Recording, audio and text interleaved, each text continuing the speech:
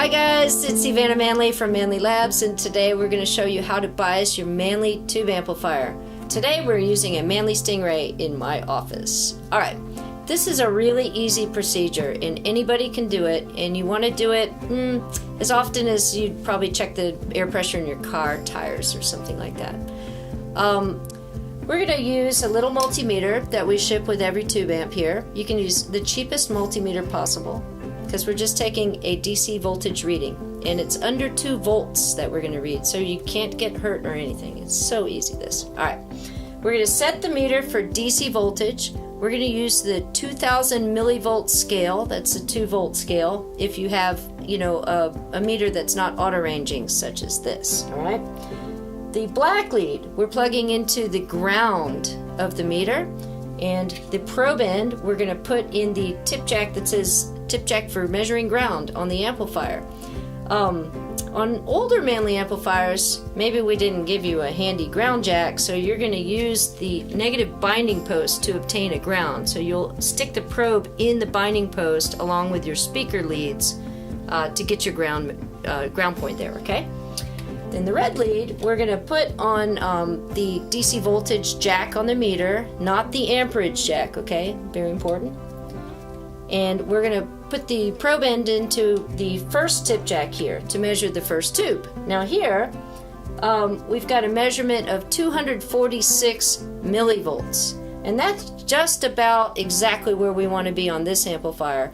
How do we know that? Because on this amp it tells us right on the chassis here, it says 250 millivolts, so there we go. So this one, I'm going to consider it set. We don't have to bother it. Let's go to number 2. This is first tube, there's the second tube.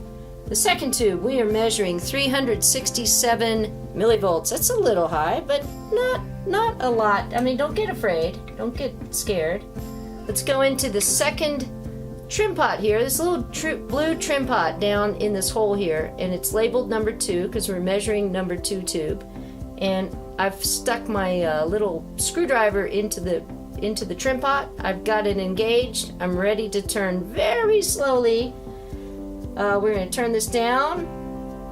300, 280, nope, 236. Let's get back up. There we go. 249. That's perfect. We're trying to get 250.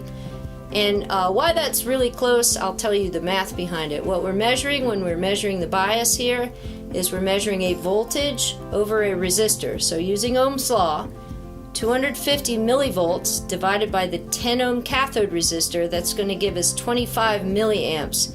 And that's what we're doing when we're setting the bias. We're setting each tube to draw 25 milliamps of current, okay? That's how it works. Right.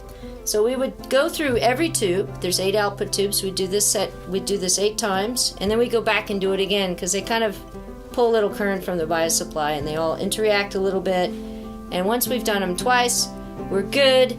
You can crank up your tunes again and enjoy your music and have a nice day. This is EveAnna Manley at Manley Labs showing you how to bias your Manley tube amplifier.